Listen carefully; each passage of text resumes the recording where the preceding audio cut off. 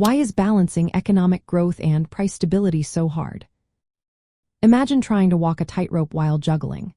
That's what central banks face when they try to keep the economy growing while keeping prices steady. It's a tricky act.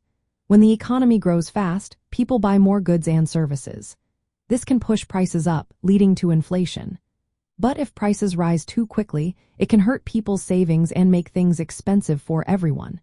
To control inflation, central banks often raise interest rates, making borrowing more costly. This slows down spending and investment, which can reduce growth and even cause unemployment to go up. On the other hand, if they lower interest rates to boost growth, inflation might get out of control. This constant push and pull is what makes balancing these goals so difficult. External factors add to the challenge. Sudden supply shocks like a spike in oil prices or disruptions in supply chains can cause prices to rise unexpectedly. These shocks can slow down economic growth at the same time, making it hard for central banks to decide what to do. If they tighten policies to fight inflation, they risk tipping the economy into a recession.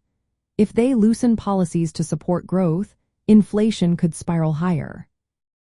Managing what people expect about future inflation is also key.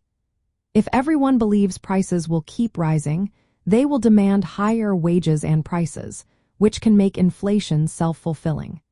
Central banks need to maintain credibility by sticking to their inflation targets, but aggressive moves to fight inflation can hurt growth in the short term. Financial stability is another concern.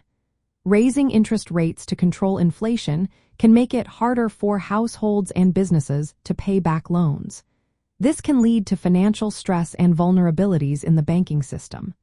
Central banks must weigh the risk of financial instability against their inflation goals.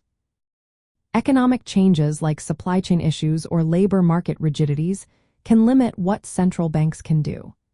If inflation is driven by supply problems, raising interest rates might not fix the root cause and could harm growth further. Countries with weak fiscal policies or high exchange rate volatility face even more difficulties in balancing these objectives. To manage all this, central banks use a mix of tools. They adjust interest rates, provide liquidity, and communicate clearly about their plans.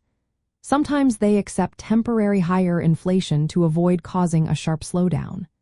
The constant uncertainty and complexity of economic conditions make it very hard to keep both growth and price stability in perfect balance.